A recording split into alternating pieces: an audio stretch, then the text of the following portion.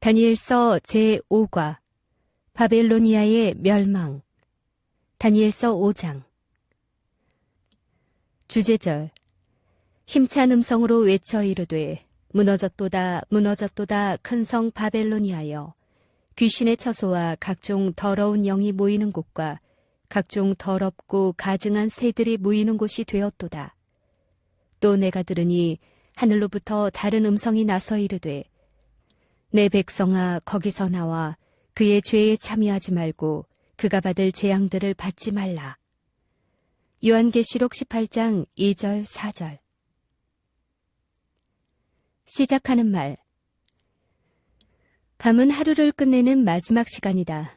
밤이 없는 날이 없듯이 모든 사람에게는 마지막 밤이 있으며 모든 나라에도 마지막 밤이 있어 왔다. 단지 그 밤이 언제인지 모르고 하루하루를 사는 것뿐이다. 본능대로 살고 재물만을 위해 살면서 하나님과 영원한 사물을 무시하고 사는 사람은 이러한 선고를 듣게 된다. 어리석은 자여, 오늘 밤에 내 영혼을 도로 찾으리니 그러면 네 예비한 것이 네 것이 되겠느냐. 누가복음 12장 20절. 자신의 구주를 배반한 채 성만찬의 빵 조각을 받고 곧 나가니 밤이러라고 기록된 가룟 유다의 마지막 밤은 아침이 다시 없는 영원한 밤이었다.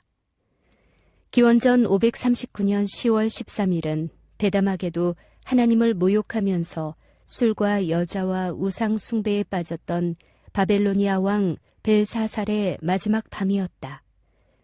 그 밤은 벨사살 자신의 마지막 밤이었고 동시에 대제국 바벨로니아의 마지막 밤이기도 했다.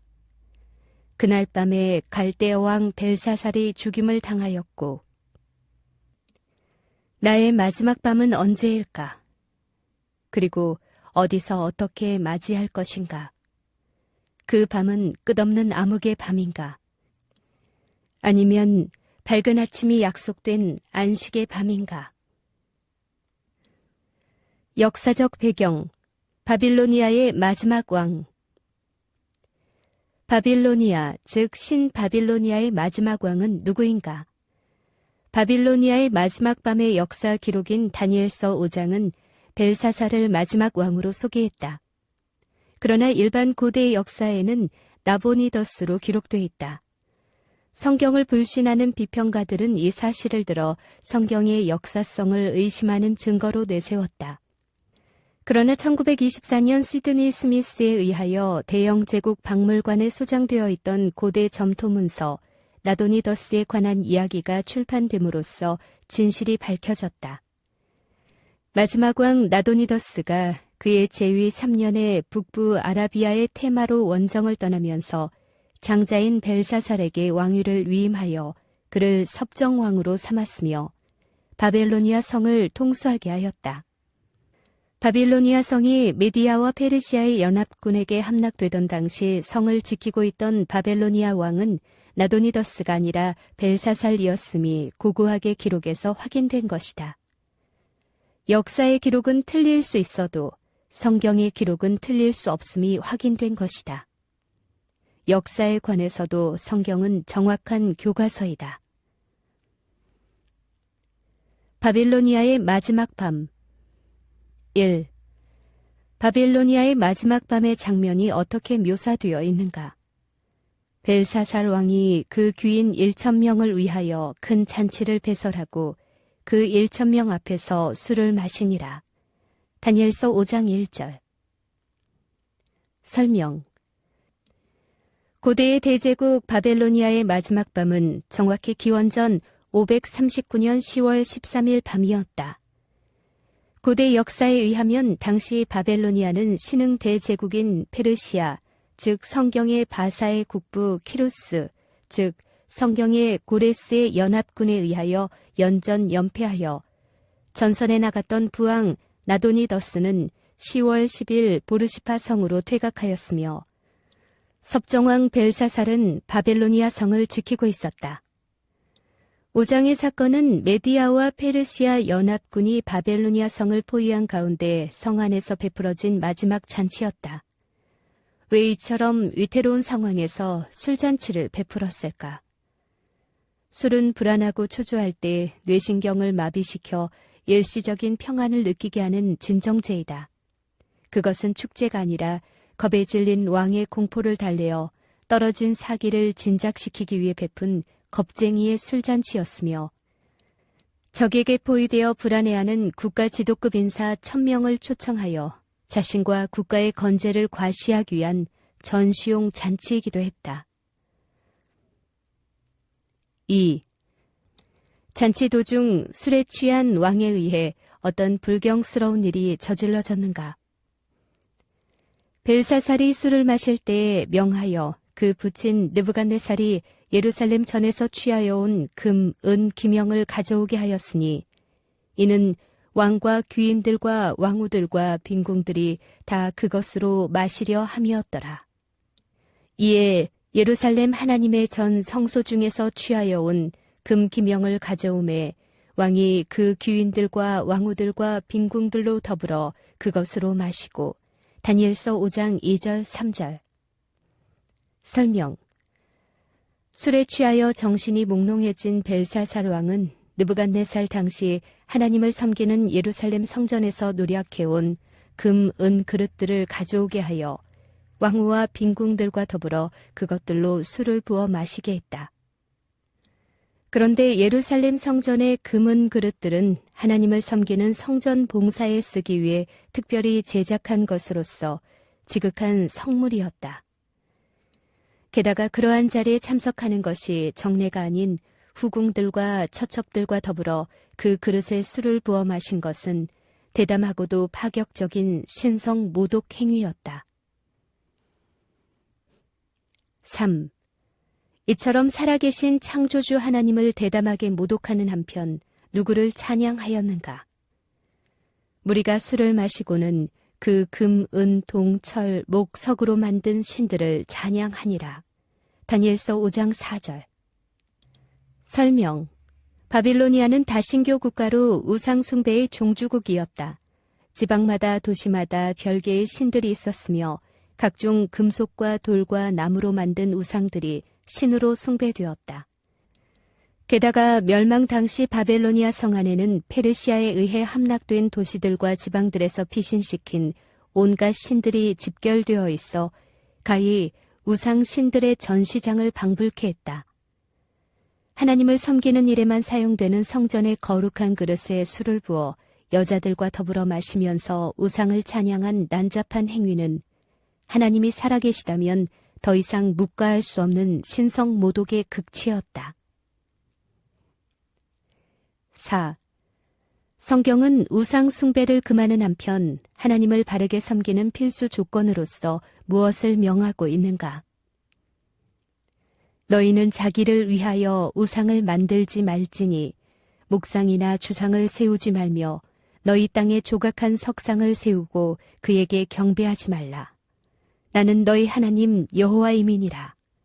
너희는 나의 안식일을 지키며 나의 성소를 공경하라. 나는 여호와니라. 레위기 26장 1절 2절. 설명.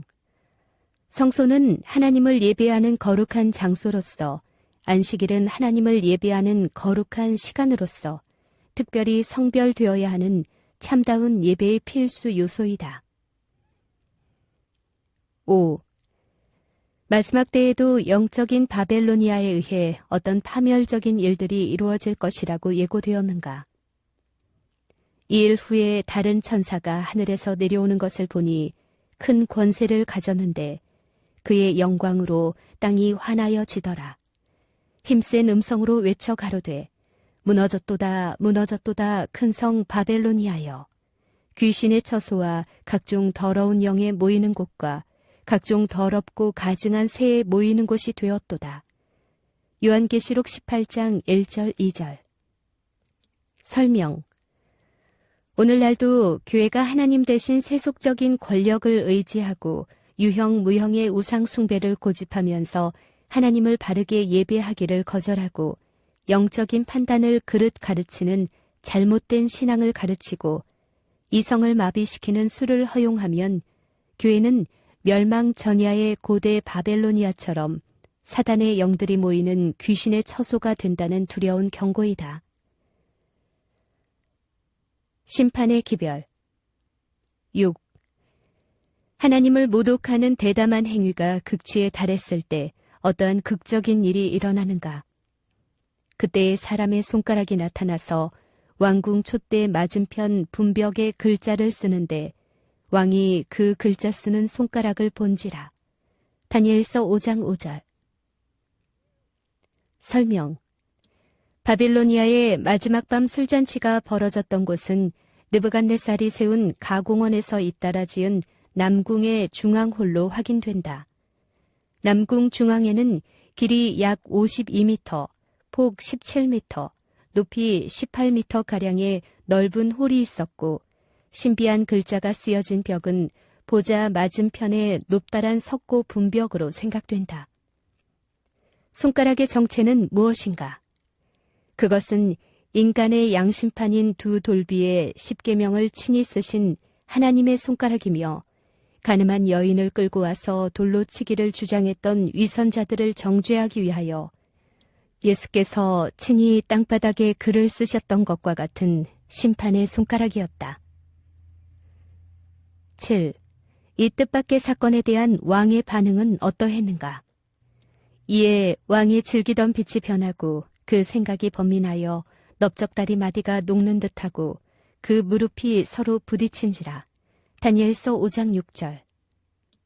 설명. 술에 취한 벨사살은 정체불명의 손가락이 써놓은 뜻도 모르는 몇 자의 글을 보는 순간 얼굴은 창백해졌고 오금이 내려앉아 공포에 휩싸였다.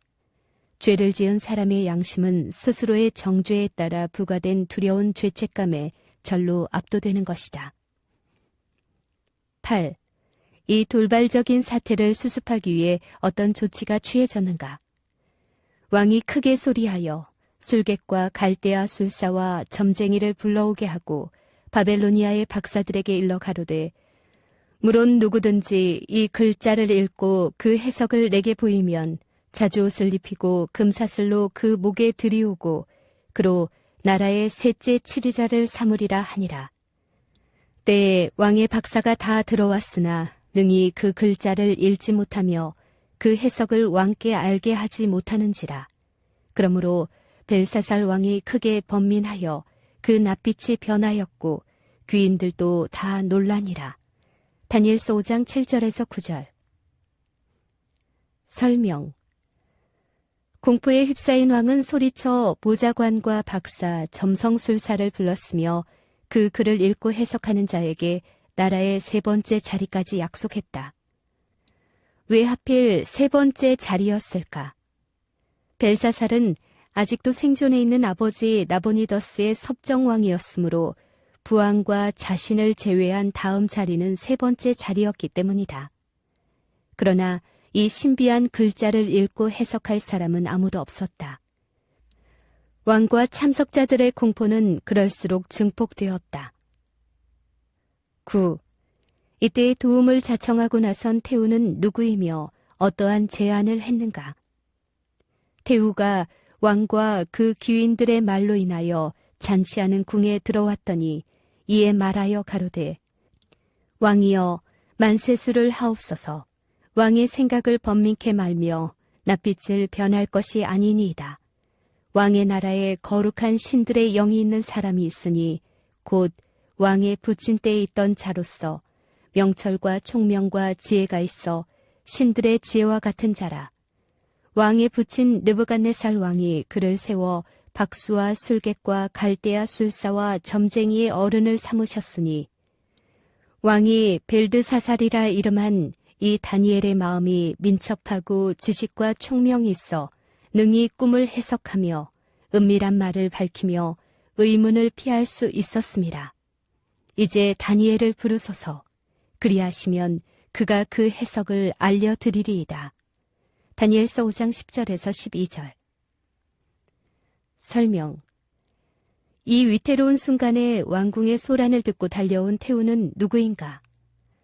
태우라는 표현은 왕의 어머니나 할머니를 가리킬 수 있는 용어인데 벨사살의 할머니는 그 일이 있기 8년 전에 별세했기 때문에 이곳에 태우는 왕의 어머니이자 느부갓네살의 딸인 니토크리스로 다니엘에 관하여 자세히 알고 있었을 것이다. 10. 왕은 다니엘을 불러 어떤 말을 했는가? 이에 다니엘이 부름을 입어 왕의 앞에 나오매 왕이 다니엘에게 말하여 이르되 내가 우리 부왕이 유다에서 사로잡아온 유다 자손 중에 그 다니엘이냐? 내가 네게 대하여 들은즉 네 안에는 신들의 영이 있으므로 네가 명철과 총명과 비상한 지혜가 있다 하도다. 내가 네게 대하여 들은즉 너는 해석을 잘하고 의문을 파한다 하도다. 그런즉 이제 네가 이 글을 읽고 그 해석을 내게 알게 하면 내게 자주옷을 입히고 금사슬을 네 목에 들이우고 너로 나라의 셋째 치리자를 삼으리라.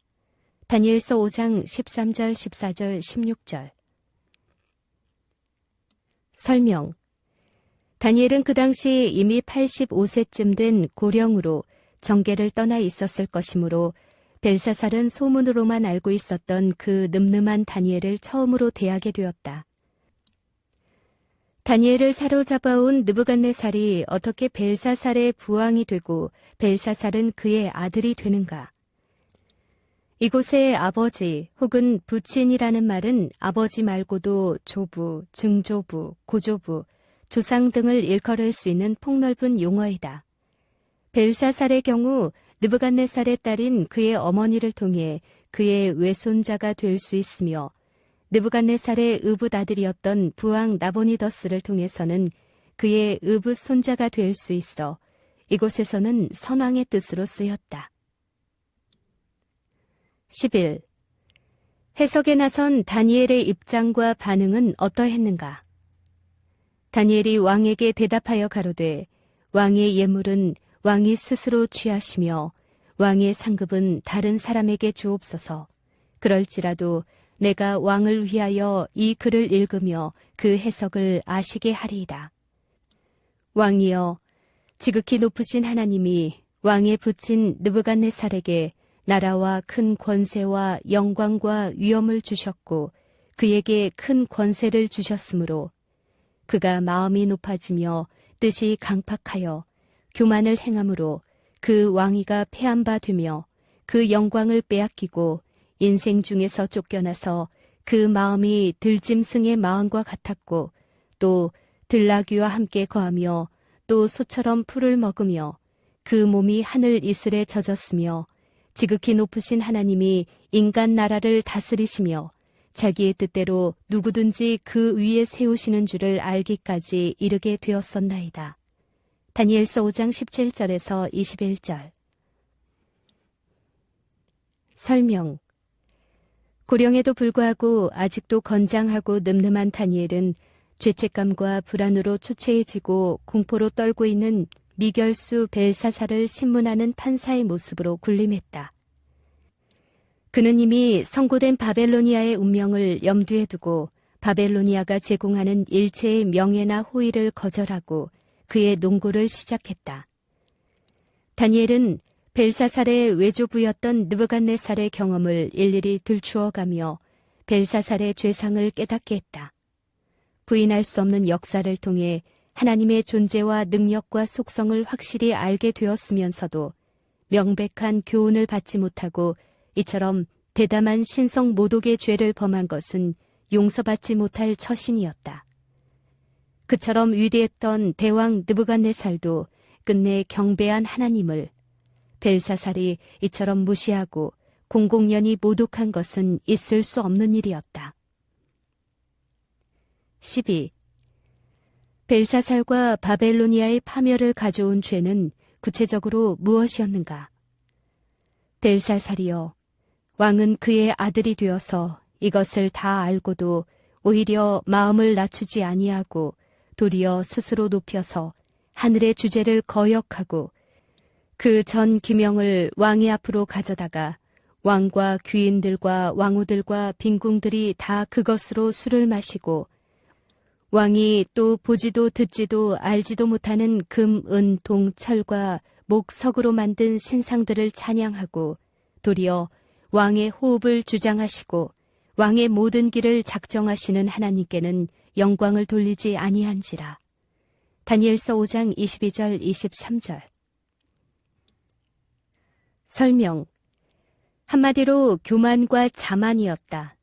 피조물인 자신을 창조주인 하나님 이상으로 높이고 하나님께 마땅히 돌려야 하는 존경과 영광을 빼앗은 예배 찬탈죄였으며 그것을 자기 숭배의 방편인 우상 숭배로 대치한 예배 횡령죄였다. 그것은 부모의 존재와 권위를 무시하고 오히려 능멸한 폐륜죄에 해당하는 범죄 행위였다. 13. 마지막 때 동일한 죄를 범하고 있는 세상에 대한 엄숙한 기별은 무엇인가? 그가 큰 음성으로 가로되 하나님을 두려워하며 그에게 영광을 돌리라. 이는 그의 심판하실 시간이 이르렀음이니 하늘과 땅과 바다와 물들의 근원을 만드신 이를 경배하라 하더라. 요한계시록 14장 7절. 설명.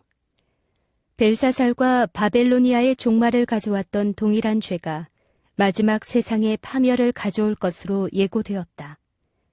예배는 창조주 하나님의 존재에 대한 이성을 가진 인간이 마땅히 해야 할 반응이다.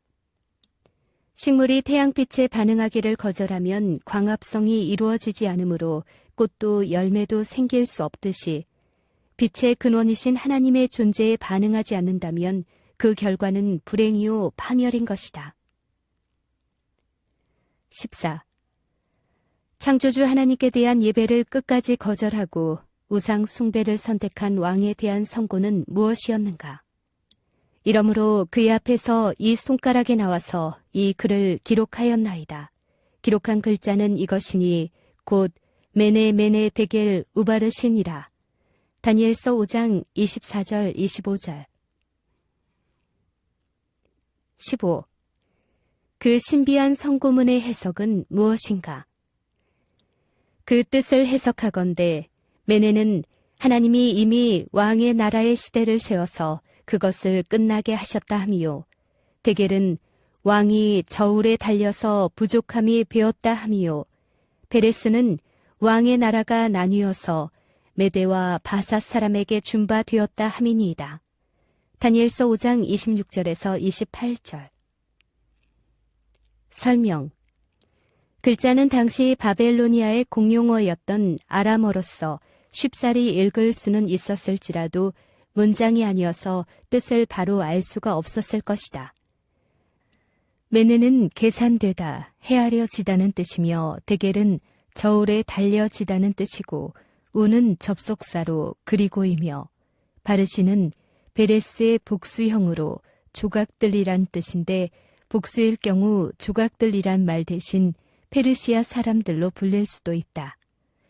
해석된 선고의 내용인즉 벨사살과 그의 나라가 헤아려 보고 달아본 결과 기준 미달로 더 이상 존재해야 할 가치를 상실했으므로 포위하고 있는 메디아 페르시아, 즉 성경의 메데 바사에게 나라를 넘기시겠다는 최후의 통고였다. 희낙낙하던 술잔치는 이제 공포와 불안으로 아우성치는 수라장이 되었다. 바빌로니아의 마지막 밤 술잔치는 죄악의 잔을 채워 마침내 심판을 집행하기에 이르렀다. 16. 그 신비한 글자를 읽은 다니엘의 준엄한 선고가 있은 직후 어떤 일이 일어났는가? 그날 밤에 갈대아 왕 벨사살이 죽임을 당하였고 다니엘서 5장 30절. 설명. 여러 날 난공불락의 유세인 바벨로니아 성을 헛되이 포위하고 있던 메디아 페르시아의 연합군은 묘안을 얻었다. 바빌로니아 성이 유프라테스 강 위에 건설되었음을 기억하고 상류의 물을 분지로 돌려 강물의 수위를 낮추는 데 성공했다.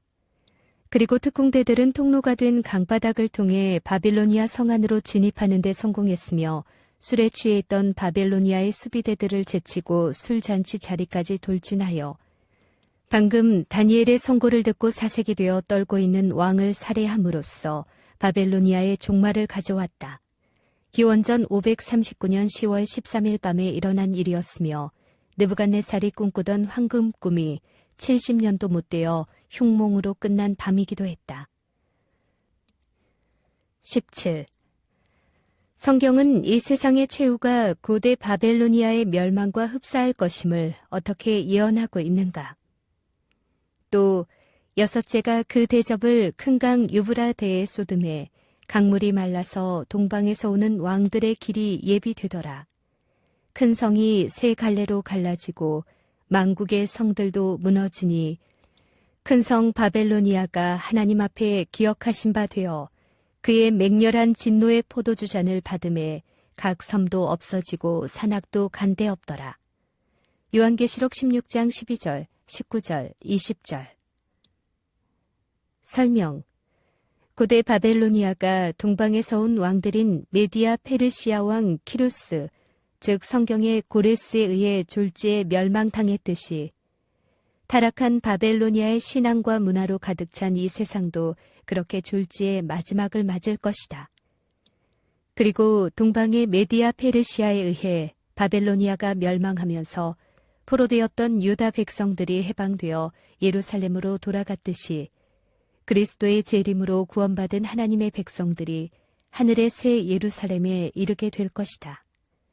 히브리서 12장 22절 23절. 18. 오늘날 영적인 바빌로니아의 포로가 되어 살고 있는 하나님의 백성에게 어떤 호소가 있는가? 또 내가 들으니 하늘에서 다른 음성이 나서 가로되 내 백성아 거기서 나와 그의 죄에 참여하지 말고 그의 받을 재앙들을 받지 말라. 그 죄는 하늘에 사무쳤으며 하나님은 그의 불의한 일을 기억하신지라. 계시록 18장 4절 5절. 마치는 말. 고대 바벨로니아를 경고하고 구원하기 위해 하나님께서는 다니엘과 세 친구들을 통하여 세 차례에 걸쳐서 분명한 기별을 보내셨다. 그러나 파렴치한 왕 벨사살과 바벨로니아의 백성들에 의하여 그 기별은 끝내 거절되고 마침내 바벨로니아의 종말이 신속히 이르게 되었다. 도덕적으로, 문화적으로, 신앙적으로 바벨로니아가 된 이 세상을 구원하시기 위해 하나님께서는 이 세상의 마지막에도 세 천사의 기별로 알려진 세 차례의 메시지, 즉 기별을 보내셨다. 계시록 14장 6절에서 13절. 이 기별에 대한 반응에 따라 각 사람과 세상의 영원한 운명은 결정될 것이다. 귀하는 이 기별에 어떻게 반응할 것인가? 느부갓네살의 회개와 구원인가? 아니면 벨사살의 불순종과 파멸인가?